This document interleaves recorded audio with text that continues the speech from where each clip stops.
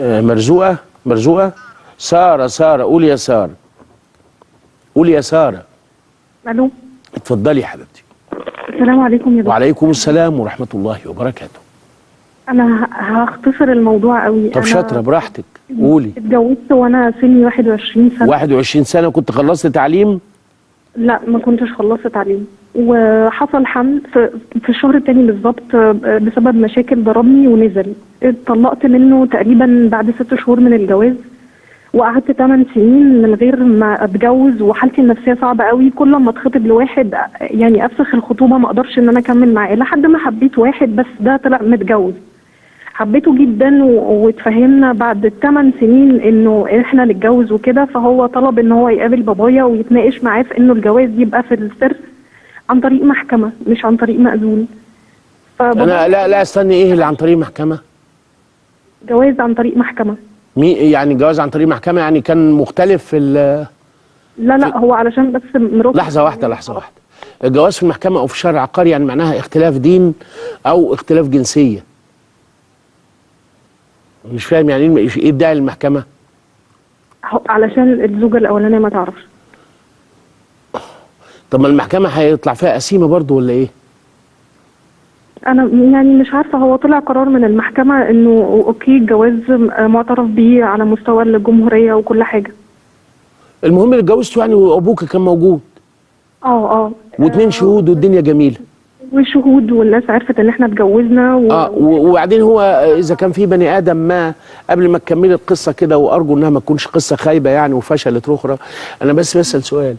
يعني انت لما تبقى عارفه ولا ده كان رايح؟ اكيد ده كان رايح. لما تبقى عارفه ان ده هو خايف لا دي تعرف، تحبي فيه ايه تاني يعني؟ ازاي تقدري تقولي كده حبيته، حبينا بعضنا؟ واحد بدا لك عن يقين انه رايح يكتب كتابه في 15,000 شارع ابن زغلوله لانه خايف من الفرفوره لا تعرف مراته الاولانيه، تحبي فيه ايه؟ ولا تحب اللي يقول لك ده انا اداها بالجزم على دماغ عبد الفتاح الاسري؟ لا طبعا. حب الراجل المحترم اللي بيعمل حاجه صح بيعملها في النور وواضح ويضمن حقك وحقها ويبقى ملو هدومه، ده اللي يتحب مع حاجات تانية كتيره جدا، ده على فرض ان في حاجه اسمها هب. كملي يا ضناي. يعني كده انا عندي عليا حرمانيه او ان انا هتعاقب، لان انا حاسه ان انا بتعاقب من ربنا لاني حملت للمره الثانيه. ده مهم قوي الحكايه دي. المهم يعني بعد ما خدتيه في المحكمه خلفتي منه؟ لا ما انا بقول لحضرتك حملت للمره الثانيه. ايه حلمتي حملت. حملتي للمره الثانيه. وحصلت مشكله ان انا تعبت وعملت اشعه غلط والبيبي الدكتور قرر ان هو ينزل. الدكتور قرر يبقى معاه، الدكتور قرر يبقى قرر، ودوكها ضربك ونزله لا شيء عليك في الاثنين. لا التاني لا هو ما ضربنيش، بس انا عملت اشعه خطر على البيبي فقال لازم ينزل. انت اللي عملتها عن عمد يعني؟ لا ما كنتش اعرف ان خلاص يا حبيبتي مفيش مشكله خالص، هتحملي نفسك جريمه ليه؟ بس انا حاسه ان انا بتعاقب لان انا مش مبسوطه. قولي ما انتش مبسوطه. استني بس لحظه والنبي عشان خاطر يا بنتي، انت مكالمتك مهمه جدا. المكالمه بتاعتك النهارده دي مهمه جدا. من اين جاء الشعور بان الله حاشاه يريد معاقبتك؟ ايه اللي خلاك تحسي بان ربنا غضبان عليكي بينتقم منك زي انت ما بتقولي؟ ايه يا اختي اللي خلاك تحسي بكده؟ ما انتش مبسوطه في ايه في حياتك؟ الو يا بنتي. خليكي معايا الله يسترك. ما انت معاك يا دكتور. انت مش مبسوطه في حياتك. لحظه الله يرضى عليك يا بابا عشان انا بحط النقط على الحروف كويس جدا. يعني انت مش مبسوطه في حياتك.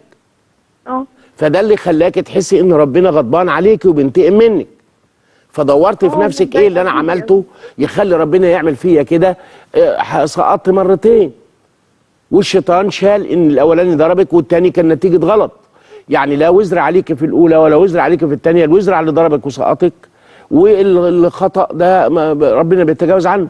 ايه اللي خلاكي تتضايقي في حياتك او مش مبسوطه؟ ما هو برضه في بني ادم هسالك وهتقولي لا بيعدل بينك وبين الاولانيه، بيعاملك احسن معامله، بيلبي لك كل طلباتك، مريح وحسن العشره، وانت هتبقي مش مبسوطه؟ افكر لك في الاجابه. انما لو كان اللي بيحصل ده ما تربطيش بينه وبين اللي حصل من سقط. لا تقول اللي منكد عليا عيشتي مش ربنا غضبان عليا، لا، ان البيه ده معوج معايا، اني مش مرتاحه معاه. لا هو بالعكس، هو انسان طيب جدا. اما قولي لي بقى يا بابا الله يفتح عليك وانا راضي وانا في منتهى السعاده يا ضنايا، قولي لي بقى حاجه تخليكي مش مبسوطه. انا كمان بضايقه، انا حاسه ان انا مش يعني انت بتضايقي. لحظه واحده، احكي لي موقف واحد يا حبيبتي، احكي لي موقف واحد انت ضايقتيه فيه من غير ولا سبب، وانا هقر لك بالعشره وابصم لك ان في عفاريت زرق داخله في الموضوع. لا اديني از اكزامبل يا بت، اديني مثال.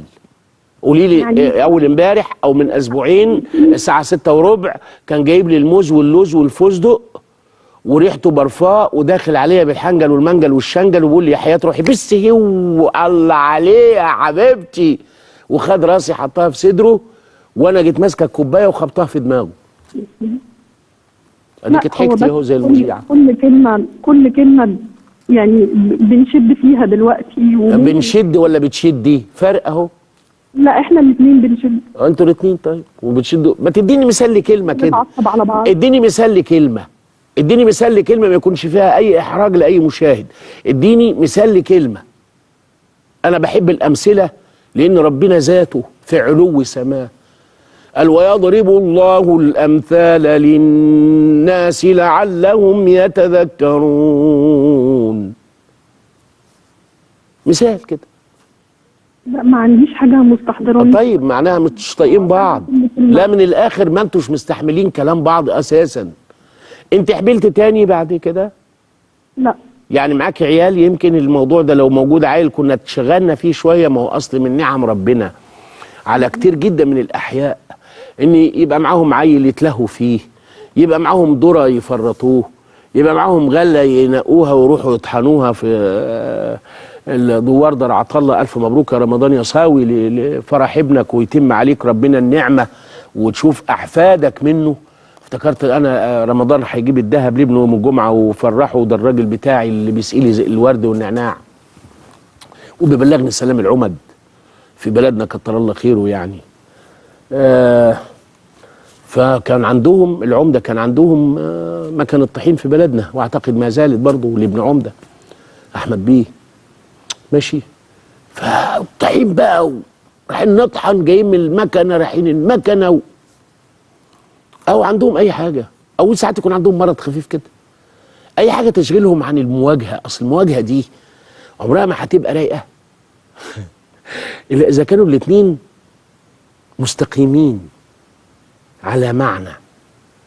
شوفوا الحديث اللي انتوا حافظينه 7 يظلهم الله بظله يوم لا ظل الا ظله، رجلان ورجلان تحابا في الله.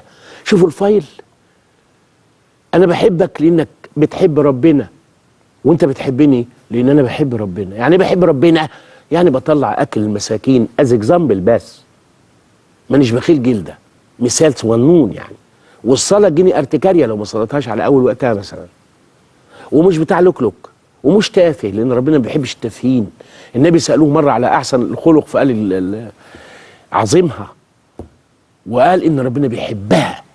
البخاري على اليمين في نص الصفحه. وقال ويكره ربنا من الخلق السفاسف السخيفه. راجل تلاقيه متناسون وبيرغي وبيقول كلام معفن وحاجات كتيره جوه، واحده فاضيه للمهتكه والكلام الفاضي اللي يجيب لك صداع وتدور هو ايه اللي اتقال، ما تلاقيش حاجه اتقالت لها معنى. دي اخلاق سفهاء. نضحك ولا نقول الا حقا، ونتكلم بس يبقى لنا موضوع. انما مستحيل انا عن نفسي ما بقبلش من اقرب الناس الي من ولدي حتى ان يبقى في حوار كده بتاع هاتي تلفزيون علي وطي، دي تموتني. بتقولوا ايه؟ فانتوا مش طايقين بعض. لو بتحبوا بعض كنا قلنا تصدقوا يمكن. شوفوا انت مش بتشوف واحد ساعات قاعد مع حد يقول له ايه؟ انا مش فاضيلك، انا مش فايق لك دلوقتي، انا ورايا طياره ورايا قطر. ده ربنا بعته لحل اشكال شنيع. لو قعدوا مع بعض هيقتلوا بعض. في نعم احنا عنها غافلون، فيه نعم احنا عنها غافلون، منها الشغل. وطبعا برضو زي ما انتوا عارفين ما اقدرش ما اقولش الجمله دي، حتى واحنا رايحين الشغل بندبدب، وعيد بخناقه جديده بس لما نرجع.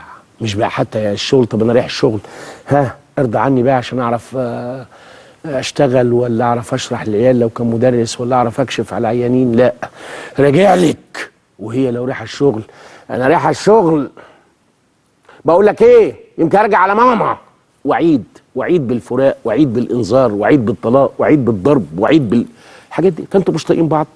دي صعبان عليا قوي. اول مكالمتك بتاعت حبيته، حبيته حبتوش ولا حاجه.